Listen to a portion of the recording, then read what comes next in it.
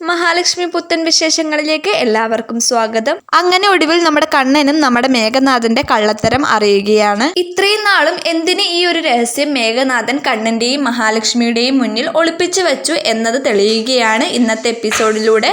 ഇന്നത്തെ പ്രൊമോയിൽ നമുക്ക് വ്യക്തമായിട്ട് കാണുന്നുണ്ട് നമ്മുടെ മഹാലക്ഷ്മി വന്നിട്ട് നമ്മുടെ മേഘനാഥനോട് പറയുന്നത്, നിങ്ങളെ ഞാൻ ആശുപത്രിയിൽ കാണാൻ 2 തവണ വന്നു, എന്നിട്ട് നിങ്ങൾ എന്റെ കയ്യിൽ നിന്ന് വഴുതിപ്പോയി എന്നൊക്കെ. ശേഷം നമ്മുടെ കണ്ണൻ നമ്മുടെ മേഘനാഥന്റെ മുഖത്ത് നോക്കി ചോദിക്കുന്നുണ്ട്, ഞങ്ങളുടെ വിവാഹത്തിന് മുമ്പ് നീ ഇവളുടെ പുറകെ നടന്ന് ശല്യപ്പെടുത്തിയിട്ടുണ്ടല്ലേ എന്നൊക്കെ ചോദിക്കുന്നുണ്ട്. അപ്പോൾ നമ്മുടെ അമ്മായിയും മേഘനാഥന്റെ പെങ്ങളും ഒക്കെ ഞെട്ടി നിൽക്കുകയാണ് ഈ കാര്യങ്ങളൊക്കെ കേട്ടിട്ട്.